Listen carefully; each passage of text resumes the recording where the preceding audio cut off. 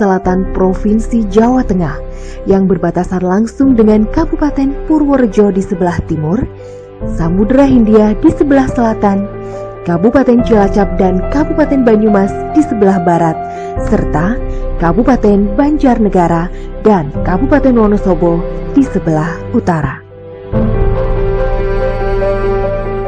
Secara administratif, Kabupaten Kebumen terdiri dari 26 kecamatan yang terbagi menjadi 11 kelurahan dan 449 desa dengan luas wilayah sebesar 128.111,50 hektar atau 1.281,115 km persegi dengan kondisi beberapa wilayah merupakan pantai dan perbukitan, sedangkan sebagian besar merupakan dataran rendah. Assalamualaikum warahmatullahi wabarakatuh. Saya Dr. Budi Satrio, MKes, Kepala Dinas Kesehatan Kabupaten Kebumen. Dengan kondisi pandemi ada sesuatu yang harus kita rubah. Salah satunya adalah dengan sistem pendidikan daring di seluruh Indonesia. Ada beberapa hal yang perlu kita waspadai dari sisi kesehatan mental dengan adanya sistem pendidikan daring. Salah satunya adalah peluang terjadinya internet addiction yang sebelumnya tidak terjadi, karena dengan adanya pendidikan daring itu anak akan wajib menggunakan internet. Nah, kalau kita tidak melakukan pengawasan pada anak-anak, maka dia akan membuka banyak hal dan salah satunya terjadi penyakit mental yang kita sebut internet addiction atau kecanduan internet. Nah, untuk itu kita Dinas Kesehatan sudah membuka mulai dari lini pertama, yaitu di masyarakat. Kita sudah ada Desa Siaga Sehat Jiwa, itu lini yang paling primer. Silahkan di situ sudah ada posyandu kesehatan jiwanya, silahkan di situ sudah ada kader desanya yang bisa melakukan screening adanya internet addiction. Itu sangat dekat dengan masyarakat, sehingga monggo silahkan diakses. Yang kedua, di tingkat pelayanan medis kita memiliki puskesmas yang sudah mampu mengatasi hal tersebut, yaitu sudah ada 35 puskesmas yang mampu melayani pada tahap awal internet addiction. Pada tahap lanjut, misalnya anak tersebut perlu perawatan, perlu rawat inap, maka kita sudah siapkan rumah sakit Perembun. Di sana sudah tersedia bangsal rumah sakit yang untuk merawat internet addiction itu, dan sudah tersedia dokter-dokter spesialis yang kompeten dalam penanganan kasus tersebut. Bahwa kegiatan ini harus didukung oleh semua lini di masyarakat. Kesehatan jiwa pada remaja yang tadi sudah saya ceritakan, kita buka di puskesmas dan rumah sakit, bahkan di posyandu pun kita sudah siapkan. Saya Dr. Budi Satrio, Dinas Kesehatan Kebumen, mengucapkan terima kasih. Wassalamualaikum warahmatullahi wabarakatuh.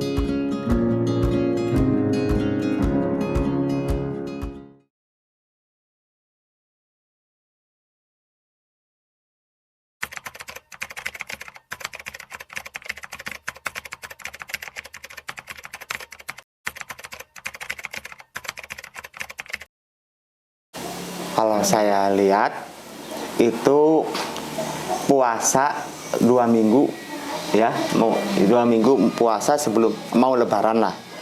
Itu habis mandi, yaitu saya tadi bilang mandi, nggak selesai mandinya, nggak mandi, cuma megangin tangan aja kayak gini terus. Nanti lihat ke lemari kayak gini, kembali lagi ke kamar mandi, Mbak cuci tangan kayak gini. Nah itu saya curiga, yang sangat curiganya itu. Tapi sebelumnya itu juga dia habis pulang bermain, dia bilang begini sama aku, Pak, aku harus belajar dewasa. harus belajar rapi-rapi, bersih-bersih. Oh ya Bapak, memang kamu udah gede, harus rapi-rapi, bersih. Ngelihat adiknya disisirin. Habis mandi sini Mbak, tak sisiri, dirapi, sing rapi, mau wedon. Nah itu, dirapi-rapi, disisir, pokoknya dibikin rapi dia. Setelah itu lama-lama ya saya tuh nggak begitu curiga banget ya. Yang sangat curiga itu yang tangannya begini-gini. Kalau yang paling itu ya ketika ujian sekolah. Ujian sekolah ya? Ujian sekolah berarti lebaran ya kurang semingguan lah. Lebaran kurang semingguan ya? Iya itu. Berarti sejak sekarang 2 bulanan lagi? Iya 2 bulan. Dan yang paling parahnya ya waktu ujian bangunin kepala sekolah ya di hari yang berarti kurang 2 hari selesai lah, kurang 2 hari selesai, hari Rabu kan sih Pak? Iya. Yang kan berturut-turut itu datangi kepala sekolah ya. Dari pertama wali kelas, terus guru BK, kemudian kesiswaan, yang keempat itu kepala sekolahnya langsung ke sini. Nah, itu yang keempat itu setelah kepala sekolahnya datang mau mandi gitu ya, kan tidur, posisi tidur, dibangunkan mandi, selesai mandi ini celana nggak dipasang, terus minta maaf terus. Iya, jenuh, dia bilang jenuh, tidak kurang begitu nangkat caranya gitu. Jadi ya kedua kali juga di rumah terus dia memang jenuh. Jadi dia itu apapun aku suruh di rumah terus juga, belajar sekolah di rumah, bermain. Nah, aku sekali-kali ya pengen bermain di luar. Iya. Dia merasa jenuh sekali dengan pembelajaran metode daring, apalagi ketika itu menjelang ujian ya, ibaratnya dia merasa tidak pernah diajari gitu ya, karena daring itu kan hanya lewat HP saja, sehingga dia bingung kalau mau bertanya juga kurang puas untuk jawabannya kayak gitu. Terus makanya ya itulah, ketika ujian yang ketika kelihatan sekali seperti orang bingung sampai kejadian seperti ini.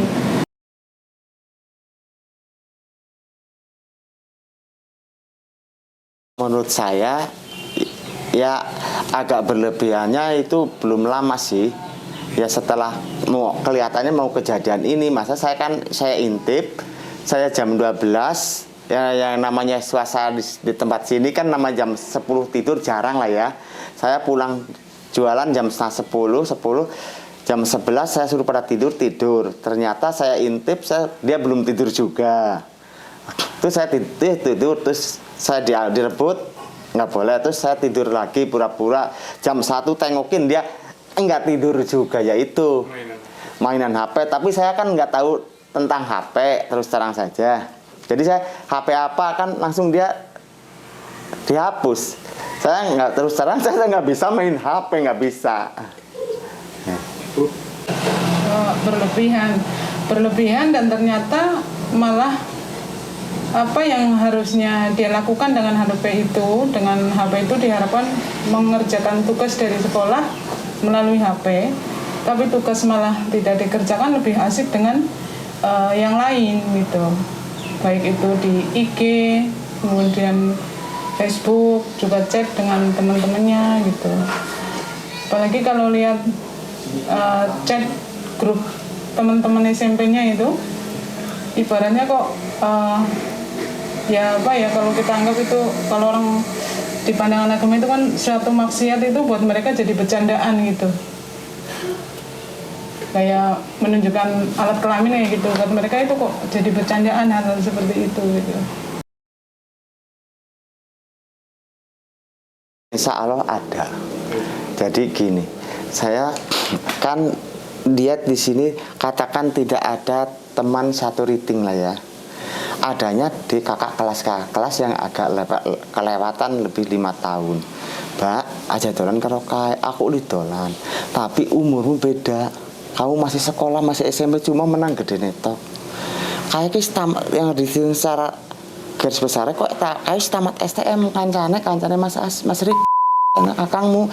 Tapi aku dolan nang di maning, Pak. Aku dolan nang kon kalau mainnya sama di atas umurnya dia, sedangkan dia di atas umurnya pendidikannya kurang, dia putus dari sekolah. Nah, itu.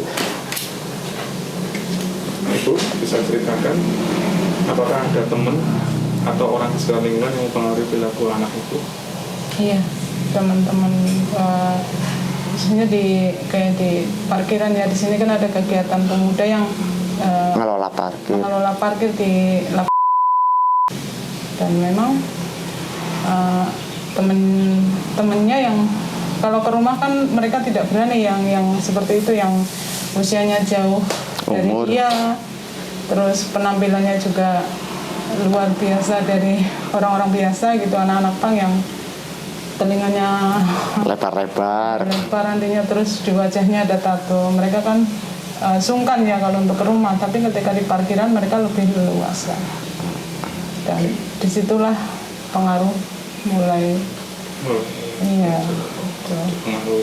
Iya, teman-temannya. Saya juga nggak begitu. Ini gimana ya, orang bermain ya dolan olibain, tapi ya itu namanya anak kan umpet-umpetan lah ya. Jadi saya, tapi kalau kakak-kakaknya enggak. Saya kan kakaknya dia laki-laki semua 3. Dia semua pernah ikut parkiran juga. Iya, tapi enggak.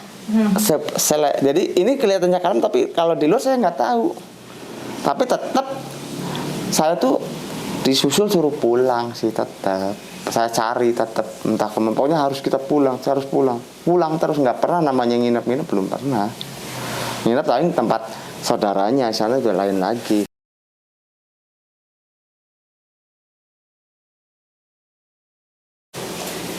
Jelas itu sangat-sangat berpengaruh terhadap perilaku ya, karena utamanya dia asik dengan gadgetnya, sudah tidak lagi begitu peduli dengan lingkungan sekitarnya, utama rumah misalnya ya. Yang paling sederhana misalnya disuruh sama orang tua, jawabnya ya pasti tanggung gitu ya, tanggung lagi ngegame atau apa itu. Terus kemudian jadi tidak bisa membatasi diri untuk tidak dengan gadget gitu loh. Jadi selalu saja yang dicari HP gitu. Nah, efeknya ya itu seperti awal, bahwa harusnya tugas yang diselesaikan, tapi ternyata bukan tugas yang diselesaikan, tapi hal-hal yang lain yang tidak membawa pengaruh baik dalam dirinya gitu, bahkan di luar kewajaran dia gitu. Itu sangat-sangat berlebihan, Pak. Masalahnya apa ya? Saya sih memang terus terang tidak mengenal HP, tapi sekarang dia bilang belajar, ternyata nggak belajar ya. Kedua kalinya kalau disuruh bilang lagi pelajaran, nanti ada pelajaran. Jadi selalu katakan banyak bohong lah intinya lah. Ternyata belum tentu pelajaran jam berapa kan nggak tahu. Saya sih memang terus terang. Tapi ya itu, jadi sangat berpengaruh cara bekerja di rumah, suruh bantuin aja dan entar terus, memang begitu. Sama.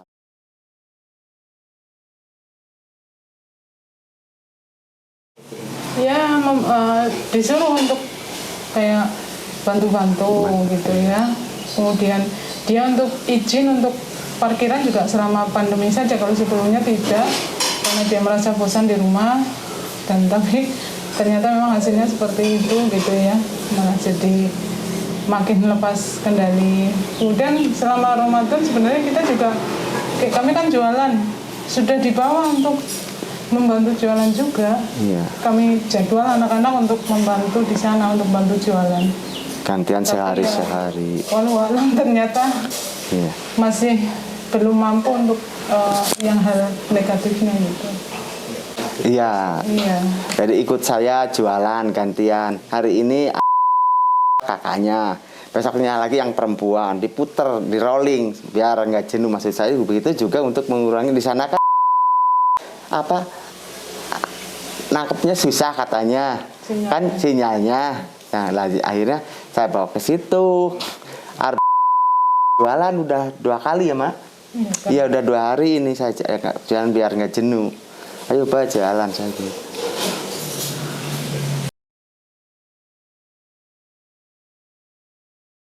Iya, kalau dirawat di sana berarti selama 5 hari ya. 5 hari. Kalau menurut saya itu tetap diingatkan dan kalau bisa didampingi gitu. Karena lupa bacaannya, ada yang lupa, gerakannya ada yang lupa. Tapi memang gerakan sholat insya Allah itu sangat-sangat membantu. Bisa ya kayak orang tua janganlah anak itu terlalu dikasih kebebasan salam bermain HP, harus ada waktu. Saya cuma cukup begitu aja. Ibu, Ya kalau saya yakin bahwa apapun ya berdampak positif juga ada dampak negatifnya. Untuk mengurangi dampak negatif dari penggunaan itu ya memang sebagai orang tua ya harus lebih kontrol lagi dengan memberi batasan waktu juga. Memang ya itu tidak boleh anak itu memegang HP secara pokoknya nggak boleh siapapun lihat gitu. Tetap harus ada kontrol. Jadi pengontrolan dari orang tua. Sampai kita tidak tahu apa yang dilihat anak kita di HP itu, karena efeknya memang luar biasa gitu. Ibaratnya apa disandi gitu ya, disandi tanpa kita tahu. Jadi harus ada kesepakatan memang sama anak boleh pegang HP, tapi ya tidak boleh dia kunci sendiri tanpa kita orang tuanya itu tahu apa sandinya. Itu salah satu untuk mengurangi yang negatifnya. namanya siapa Mas? Panggilannya siapa Mas? Masih sekolah? Masih. Sekolahnya di mana? Ini pembelajarannya kemarin pakai daring ya. Oke. Hari ini gimana kabarnya? Alhamdulillah baik. Alhamdulillah baik-baik ya. Biasanya kegiatan sehari-hari Mas ya Mas? Ya ngegame, main sama teman-teman. Oh main game. Sama saudara. Oh sama saudara. Yang kemarin-kemarin kayak gitu ya Mas mainnya, main game terus ke saudara-saudara. Tapi sering lihat HP nggak? Ya kalau lagi di luar malah jarang megang HP, sering megang HP-nya di rumah. Kan soalnya kan ngerjain tugas. Oh ngerjain tugas. Iya, ya ngerjain tugas bareng teman-teman. Sekarang kan pembelajarannya secara daring ya, yang tadi diceritakan. Adanya COVID ya Mas ya. Iya. Saya mau nanyakan ke daring itu jenuh nggak? Oh jenuh banget. Jenuh banget ya. Iya. Lebih seneng yang biasa ketemu bu guru, ketemu teman-teman di sekolah ya. Iya lebih suka kayak gitu soalnya lebih masuk ke otak sih. Kalau misalnya daring tuh kayak kurang lah. Jadi tuh kayak ya sekedar ngerjain gitu, nggak kayak masuk ke otak. Juga baca juga jarang, seringnya kan di searching ke Google. Oh iya, jadi kalau ada pertanyaan nggak bisa langsung nanya ke guru ya? Malah nanyanya ke Google ya. Dengan pembelajaran seperti itu? Oh ngelakuinnya ya nonton YouTube, terus searching ya. Iya. Terus ada ini apa, selain nonton YouTube sama searching, ada main game kayak gitu nggak? Ya kadang main game. Tapi itu dengan main seperti itu jadi seneng ya. Juga ketemu sama temen itu paling seneng itu ngobrol sama temen. Tapi dengan adanya daring seperti ini kan ketemu temen jadi berkurang ya Mas Arga ya? Nah ya jadi berkurang, kadang ada yang di lockdown ya sakit nggak mau keluar gitu. Keluar sama orang tua juga nggak boleh keluar. Iya. Nah dengan adanya daring seperti itu otomatis berarti sering dengan menggunakan gadget ya untuk menghubungi teman-temannya. Iya. Kira-kira berapa jam main HP-nya? Pagi bangun tidur, sholat dulu, habis sholat main HP. Iya. Habis main HP nanti jam 7 apa jam 8 mandi. Iya. Habis mandi lepas HP, lepas HP mainan sama ade sama saudara gitu. Iya. Terus ke rumah bude apa kemana itu, terus megang lagi ya. Megang HP lagi. Iya, megang HP lagi atau nggak nonton TV. Nonton TV.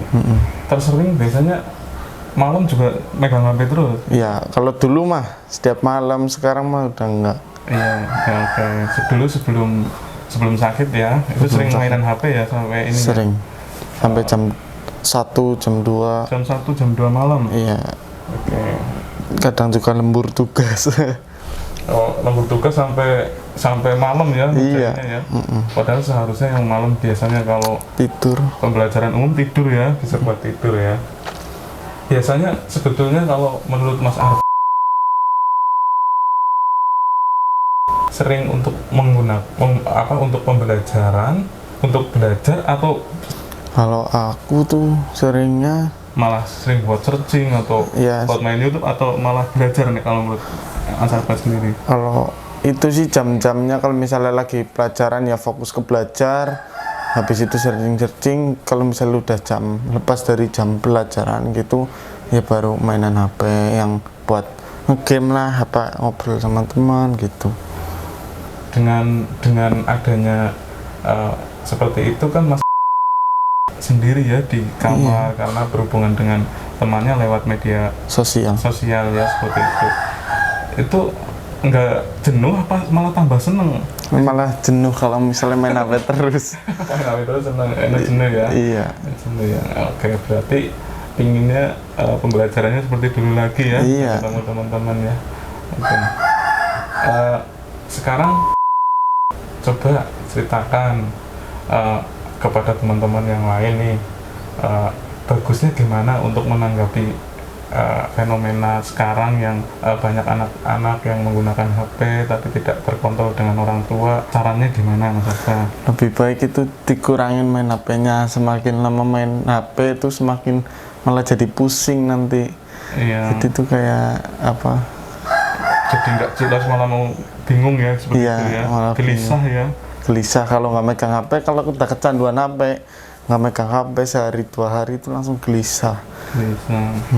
Ingat nggak efek dari HP? Iya, HP yang nggak megang HP itu kemarin sampai mohon maaf ibaratnya sakit dibawa ke rumah sakit. Apa yang dirasakan? Kalau yang gara-gara Sebetulnya ya apa susah tidur, apa jadi mau ngapa-ngapain bingung. oh, kalau misalnya yang dibawa ke rumah sakit itu bukan masalah HP, malah sebelum sakit itu udah dikurangin terus. Iya, terus apa? Dibawa ke rumah sakit kenapa itu? Rumah sakit tuh kayak katanya sih, kata yang jinnya, jadi jin itu menguasai. Oh iya. Oke, terima kasih ya Mas Arif. Ininya, jadi pesannya tadi jangan keseringan main HP. Keseringan main HP karena main HP menjadikan pusing ya. Pusing. Jadi malah nggak terkontrol kayak gitu. Iya. Satu lagi pertanyaan Mas. Pernah nggak Mas main HP terus ditegur sama orang tua? Terus perasaannya gimana waktu itu? Pernah marah nggak sama orang tua waktu main HP terus ditegur? Iya. Mainan HP terus Mas Arfa gitu. Ya paling kalau lagi ngegame lah ya, nyelesain satu game habis itu nanti udah gitu. Paling kayak gitu toh, gak marah-marah. Oh iya. Ya. Terima kasih Mas Arfa. Terima kasih. Amin.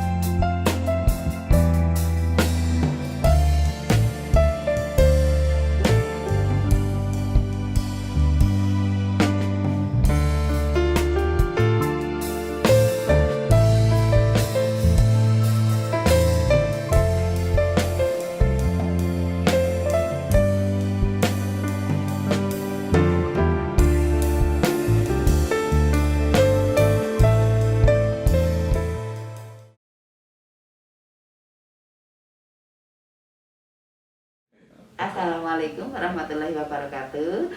Saya Trike Sumaningsi dari Desa Kimaretna. Saya di sini sebagai kader.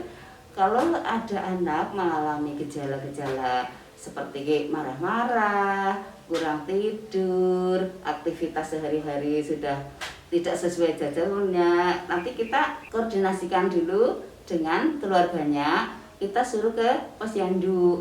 Nah, di posyandu itu nanti kita konsultasikan ke Bu Bidan, ini perlu penanganan obat atau pendampingan ke keluarga. Kita istilahnya membantu mendampingi keluarga, dan apabila keluarga itu memerlukan pengobatan yang lebih lanjut, nanti kita arahkan ke situ, nanti kita dampingi. Kalau istilahnya keluarga itu menghendaki pengobatan ke puskesmas, kita dampingi terus ke puskesmas. Kalau istilahnya masih bisa pengobatan rawat jalan, nanti kita dampingi juga. Nanti kita selalu koordinasi dengan keluarga, kita ajak ke posyandu, terus kita pantau obatnya itu sudah diminum apa tidak.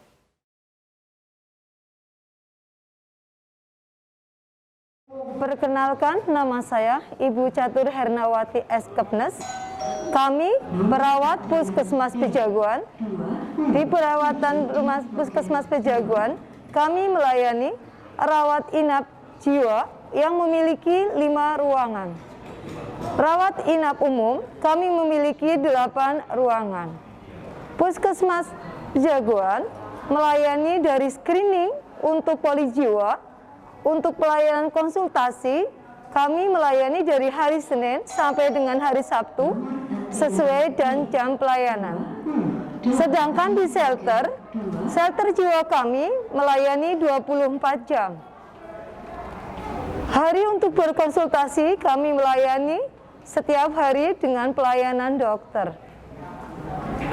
Puskesmas Pejaguan pernah melayani pasien dengan gangguan jiwa karena pemakaian HP yang berlebihan, dengan emosional, amarah, dan gangguan pola tidur.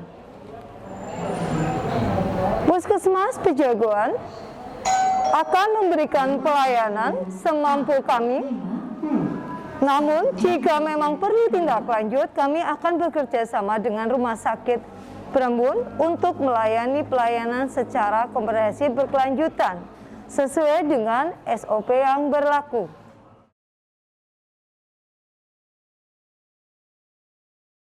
Assalamualaikum warahmatullahi wabarakatuh. Perkenalkan, nama saya Dr. Nurdiana. Saya dokter umum di Puskesmas Karanganyar. Puskesmas Karanganyar, puskesmas kami melayani kesehatan jiwa. Kami mempunyai pelayanan poli jiwa dan juga ada pelayanan rawat inap atau shelter untuk pasien jiwa. Untuk pasien poli, pasien rawat jalan, kami pernah menangani pasien anak-anak. Pada masa pandemi ini banyak yang sekolah secara daring, jadi ada beberapa anak-anak yang mengalami ketergantungan gadget. Biasanya orang tua mengeluh anak-anaknya itu menjadi perubahan emosinya, jadi menjadi labil, cepat emosi, marah-marah gitu, sehingga sulit sekali untuk diajak berbicara atau berkomunikasi, dan selalu ingin setiap harinya memegang gadget. Sampai akhirnya orang tua pasien datang ke Puskesmas Karanganyar dan mengkonsultasikan kondisi anaknya. Setelah kami dalami, ternyata pasien itu memang mempunyai kecenderungan ternyata anak tersebut mengalami ketergantungan gadget, sehingga anak tersebut kami arahkan untuk berkonsultasi lebih lanjut kepada psikiater dan juga psikolog. Puskesmas kami mempunyai poli psikiater dan psikolog dalam 1 minggu 1 kali, yaitu setiap Rabu kedua. Jika pasien itu belum juga mengalami perubahan yang signifikan, maka kami melakukan rujukan ke Rumah Sakit Berembun. Setelah pasien selesai pelayanan rawat inap di Vaskes 2, kami Puskesmas Karanganyar bekerja sama dengan kader kesehatan jiwa akan memonitor kepatuhan pasien dalam meminum obat. Puskesmas kami, Puskesmas Karanganyar juga melayani poli jiwa rawat jalan.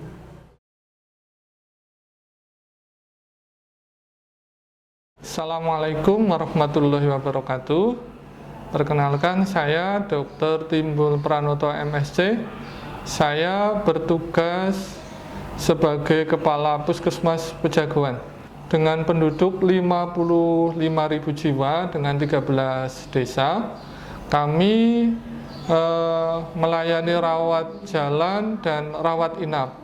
Berkaitan dengan pelayanan jiwa, kami juga melayani rawat jalan jiwa setiap hari Senin sampai hari Sabtu, dan di rawat inap pun kami mempersiapkan untuk bisa melayani rawat inap pasien jiwa. Berkaitan dengan kasus yang sedang saat ini marak, yaitu kejadian gadget, kami di Puskesmas Pejagoan insya Allah siap untuk memberikan pelayanan sesuai dengan tugas kami di area preventif dan promotif.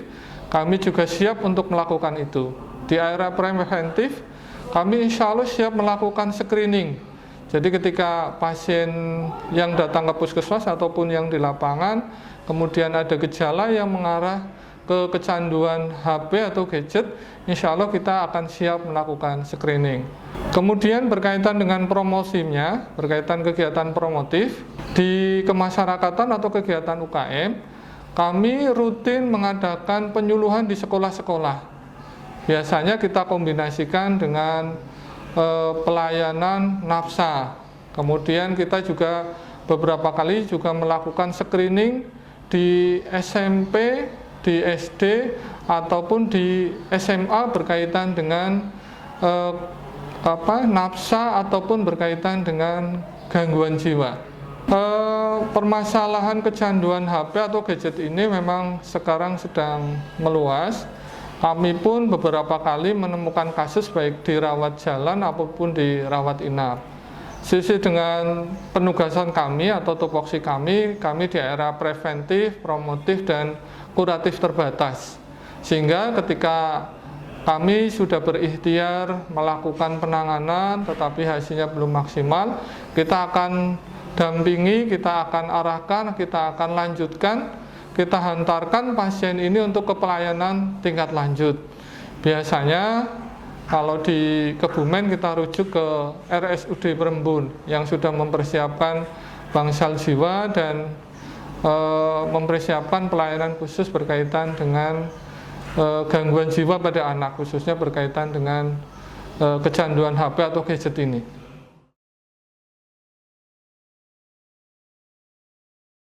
Assalamualaikum warahmatullahi wabarakatuh. Salam sejahtera untuk kita semua. Om Swastiastu, Namo Buddhaya, salam kebajikan rahayu. Saya Arif Sugianto, Sarjana Hukum Bupati Kebumen bersama Kepala Dinas Kesehatan Kabupaten Kebumen dan perangkatnya. Hari ini kami sampaikan kepada masyarakat dalam era pandemi COVID-19 pembelajaran menggunakan daring. Oleh karena itu kami menghimbau kepada seluruh masyarakat, Bapak, Ibu, kakak, adik untuk satu padu menggunakan internet ini khusus untuk pembelajaran dengan tepat. Apabila ditemukan ada gejala-gejala dalam penggunaan internet, adanya internet addiction atau penggunaan internet yang berlebihan, ini perlu ada pengobatan. Insya Allah RSUD Perembun menerima anak-anak untuk dilaksanakan perawatan di sana supaya kembali pulih.